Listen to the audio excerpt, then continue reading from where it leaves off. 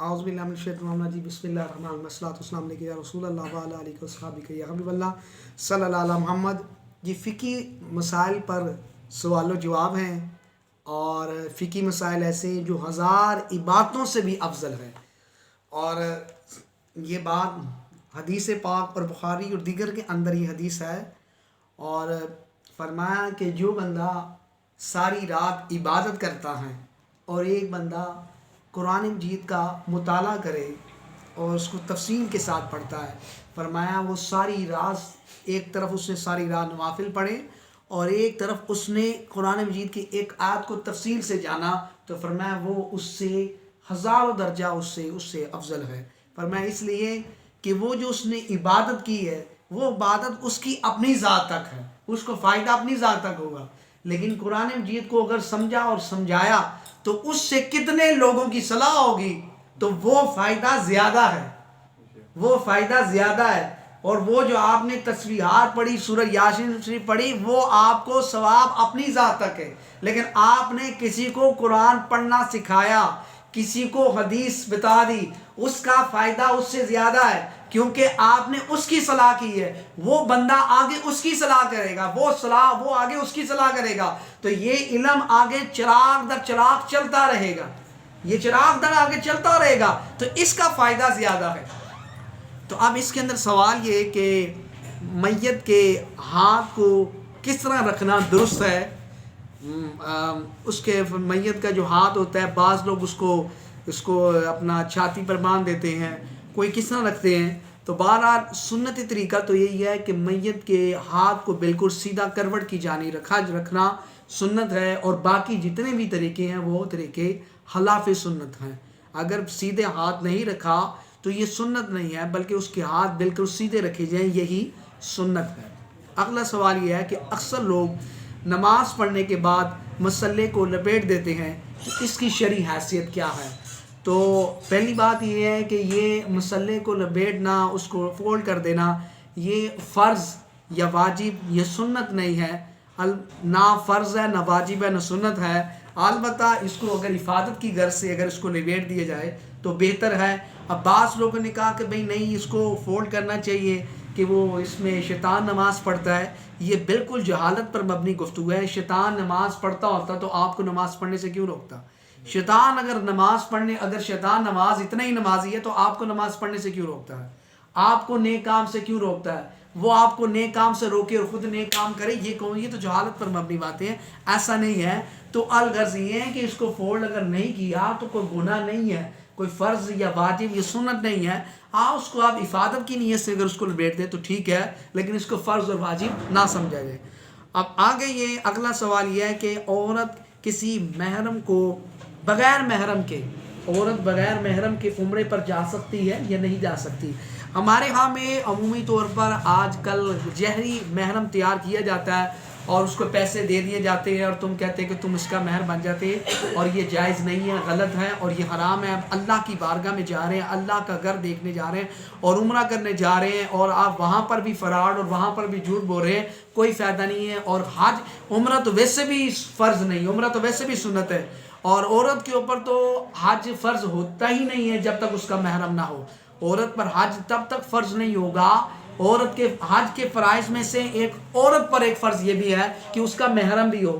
اگر اس کا محرم نہیں ہے تو عورت پر حج تو ویسے بھی فرض نہیں ہوگا، پھر جب تک اس کا محرم اس کے ساتھ نہیں ہے تب تک عورت پر حج فرض نہیں ہوگا۔ تو جنہوں نے جہلی محرم تیار کر اس کے بعد اس کو بنایا گیا ہے، سب جہنمی ہے، سب غلط ہے، اس سے کوئی فائدہ نہیں ہے۔ اللہ کی بارگاہ میں جا رہے ہیں، کعبے کو طواف کریں، وہاں پر بھی جھوٹ بول رہے ہیں، تو یہ سب گناہ ہے، ایسے حج عمرے کا کوئی فائدہ نہیں ہے۔ تو لہٰذا اس سے بہتر آپ نہ دیں۔ جس کی آپ نے اللہ کا گھر دیکھنا ہے، تو جب اللہ کا گھر دیکھنا ہے تو اللہ ہی کے احکام ہیں، اسی احکام میں سے ہمیں منع کیا گیا ہے کہ عورت بغیر محرم کے نہیں جا سکتی، تو پھر آپ کو نہیں جانا چاہیے۔ جو ایسا کرتا ہے وہ گناہ گار ہوگا۔ اگلا سوال یہ ہے کہ کیا بوڑھی عورت سے سلام لے سکتے ہیں؟ ہاں، عورت اگر اتنی ضعیف ہے کہ شہوت کے قابل نہ ہو تو سلام لیا جا سکتا ہے۔ اور اس کے بعد اگلا سوال یہ تھا کہ اکثر لوگوں سے سنا ہے کہ کالا پتھر رکھنے سے جادو کا اثر نہیں ہوتا، تو اس کی حیثیت کیا ہے؟ تو اس کے اخبار سے کوئی حدیث میرے نظر میں تو نہیں ہے، اور البتہ سفید مرغے کے متعلق حدیث آئی ہے کہ آقا علیہ الصلوۃ والسلام نے فرمایا کہ سفید مرغا میرا بھی دوست ہے اور جبرائیل کا بھی دوست ہے. حدیث پاک کے اندر ہے کہ سفید مرغا میرا بھی دوست ہے اور جبرائیل کا بھی دوست ہے. تو اس کے رکھنا چاہیے، تو اس کے فیوز و برکات ہیں. اور آخری سوال یہ ہے کہ نکاح ہوا ہے لیکن رخصتی نہیں ہوئی، نکاح ہوا لیکن رخصتی نہیں ہوئی تو طلاق ہو گئی ہے، تو اس کی عدت کیا ہوگی؟ نکاح ہوا لیکن رخصتی نہیں ہوئی، تو اب رخصتی ہوئی نہیں ہے، اس سے قبل طلاق ہو گئی ہے، تو اب اس صورت کے اندر عورت کی عدت کیا ہوگی؟ اگر اس کی دو صورتیں ہیں. اگر عورت غیر مدخولہ ہے تو پھر اس صورت کے اندر اس کی کوئی عدت نہیں ہے. آپ اس کو سادہ لفظوں میں یوں کہیں کہ اگر عورت کے ساتھ اگر رخصتی نہیں ہوئی، عمومی طور پر رخصتی نہیں ہوتی ہے، تو اگر رخصتی سے پہلے بھی اگر میاں بیوی کا آپس میں ملاپ ہو گیا ہے تو پھر اس صورت میں عورت کو عدت کرنا لازم ہوگی. ہمارے ہاں میں رخصتی نہیں ہوتی لیکن پھر بھی وہ کام شروع کر دیتے ہیں. بہرحال اگر کر لیے تو گناہ نہیں ہے کیونکہ اس کی بیوی ہے، اس کے حق میں ہے. ہمارے عرف عام میں اس کو مناسب نہیں سمجھتے لیکن شریعت میں اس کو منع نہیں ہے، کیونکہ اصل نکاح، شادی کا اصل مرکز نکاح ہی ہوتا ہے، اصل مقصد نکاح ہی ہے. نکاح ہو گیا، وہ اس کی بیوی ہے، چاہے نکاح رخصتی ہوئی ہے یا نہیں ہوئی ہے، وہ نکاح آ گیا، وہ اس کے قبضے میں آ گئی ہے. اب آپ نے اس کو قبضہ نہیں دیا، وہ علیحدہ بات ہے، لیکن رجسٹری اسی کی ہے. تو اب اگر تعلقات قائم ہوئے تو پھر اس صورت میں اس کی عدت 3 حیض ہوگی.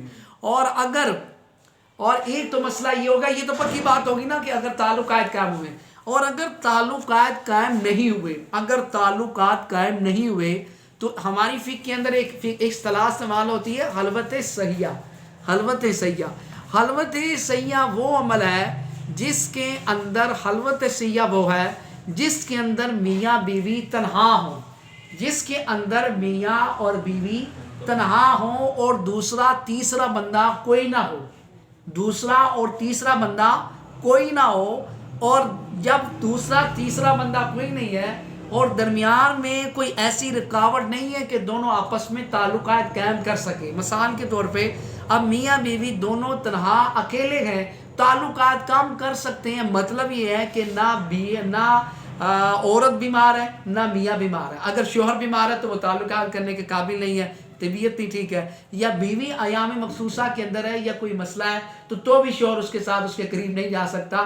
تو یہ چیزیں اگر مانے نہیں ہیں، شوہر بھی بیمار نہیں ہے، بیوی بھی بیمار نہیں ہے، اب یہ دونوں بالکل ٹھیک ہے اور کمرے کے اندر وہ اکیلے ہیں. اب کمرے کے اندر دونوں اکیلے ہیں، کام کچھ نہیں کیا، اس کو فقہ میں کہتے ہیں حلوت سیاح. اس کو فقہ میں کہتے ہیں حلوت سیاح. اب یہ جو حلوت سیاح ہے، یہ کام کرنا نہ کرنا، یہ جو اس میں کام نہیں کیا لیکن یہ کام کے قائم مقام ہے، یہ کام کے اس کے اندر ایسا ہی گنا جائے گا کہ ان دونوں نے تعلقات قائم کیا ہے، کیونکہ رکاوٹ کوئی نہیں ہے. وہ انہوں نے نہیں کیا، وہ ان کی مرضی ہے، وہ ان کی مرضی ہے. اگر اس کی نکاح کے بعد ان دونوں کو علیحدگی نصیب ہوئی، علیحدگی میں موقع ملا اور درمیان میں کوئی ایسا حجاب نہیں ہے کہ وہ تعلقات کام کر سکتے ہیں، موقع انہیں پورا فراہم ہے اور دونوں اس پر قدرت رکھتے ہیں، اور اس کے بعد اگر اس عمل کو کہتے ہیں حلوت سیاح. اور اگر حلوت سیاح اگر پائی گئی، اگر حلوت سیاح پائی گئی تو اس صورت کے اندر عدت 3 حیض ہی ہوں گے. اگر حلوت سیاح بھی نہیں ہے، اگر حلوت سیاح نہیں ہے، یعنی دونوں کو علیحدگی میں ملاقات نہیں ہوئی، میاں بیوی علیحدگی میں ملاقات نہیں ہوئی، اجتماعی ملاقات ہوئی ہے، تو اس کے اندر اس کا حکم بھی ایسا ہی ہوگا، اس کے اندر کوئی عدت نہیں ہوگی. کیونکہ اب اجتماعی طور پہ تو سب کے سامنے فیملی میں ملاقات ہے، تب تو یہ تعلقات قائم نہیں کیے جا سکتے. تو اکیلے میں ملاقات ہوئی ہے تو اگر وہ کچھ نہ کرے تو حلوت سیاح، اس صورت میں بھی اس کی عدت 3 حیض ہوگی. اور اگر تعلقات قائم نہیں ہوئے تو تعلقات قائم کیے بغیر طلاق ہو گئی ہے تو پھر اس صورت میں اس پر کوئی عدت نہیں ہے، اس صورت میں اس پر کوئی عدت نہیں ہے. اور اگر وہ دوبارہ اس سے نکاح کرنا چاہے، اگر وہ سے طلاق ہو گئی، نکاح ہوا رخصتی نہیں ہوئی، نکاح ہوا رخصتی نہیں ہوئی، حلوت سیاح بھی نہیں ہوئی، تو اس صورت میں طلاق ہو گئی، تو اس صورت میں بغیر حلالے کے دوبارہ اس سے نکاح ہو سکتا ہے، اس میں عدت بھی نہیں ہوگی. یہ فقہی مسائلات ہیں اور پیچیدہ مسائل ہیں، اور یہ میں نے الحمدللہ اللہ تعالیٰ کے فضل اور اس کے فضل سے فقی مسائل فتاوی شامیہ فتاوی علمگیر سے یہ میں نے تصنیفات خود کی ہے، یہ میرے خود لکھی ہوئی ہاتھ کی ہے اور اس پر محنت کی باقاعدہ فتاوی شامیہ فتاوی علمگیری اور در مطار تمام کتابوں سے یہ سوال و جواب کانٹ چھانٹ کر اس پر محنت کر میں نے یہ محنت کی اور اس کے اندر پھر میں نے کہا کہ چلو یہ سوال و جواب جو کتابی صورت میں اس کو میں یوٹیوب پر بھی جو سوال و جواب ہوئے ہیں وہ اس کو آگے پھینکے جائیں، اس کو یوٹیوب پر چڑھا دیے جائیں اور جو گائے بگائے لوگ ہم سے سوال کرتے ہیں اس کی کاوش بھی ہے، اس کو باقاعدہ تحریری طور پر لکھا جاتا ہے اور اس کا پھر جواب لے کر انشاءاللہ وہ بھی یہ کتاب ایک صورت بن جائے گا، اور صرف اس لیے کہ تاکہ آقا علیہ الصلوۃ والسلام کی جو امت ہے اس کو فائدہ دیں اور اس کو مستفید ہوں، اور علم پہنچانا علم سکھانا یہ بہت بڑی سعادت اور بہت بڑی عبادت ہے، اور آپ اس میں تعاون کریں، اس میں آپ تعاون کریں، تعاون آپ یہ کریں کہ آپ اس کو سمجھیں، اس کو سنیں اور آگے شیئر کریں، جو بھی اس سے فائدہ اٹھائے گا یہ آپ کے لیے اور میرے لیے توشہ نجات بنے گا۔ یہ یاد رکھیں یہ جو فقہی مسائل آتے ہیں اس سے بہت زیادہ فائدہ ہوگا، اس سے کئی لوگوں کی زندگی راہ راست پر آ جائے گی، تو یہ فائدہ ہوگا۔ باقی یوٹیوب پر میرا نمبر ہے، اگر کسی نے کوئی سائل ہو تو انشاءاللہ اس کو اس کا جواب مل جائے گا، باقاعدہ نمبر اس پر موجود ہیں، وہ یوٹیوب سے نمبر لے کر سوال جواب کر سکتا ہے، واٹس ایپ بھی اسی نمبر پر ہی ہے۔ آپ چینل کو سبسکرائب کریں، بیل کا بٹن دبائیں تاکہ ہر آنے والی ویڈیو آپ تک پہنچتی رہے۔ صلی اللہ علیہ محمد۔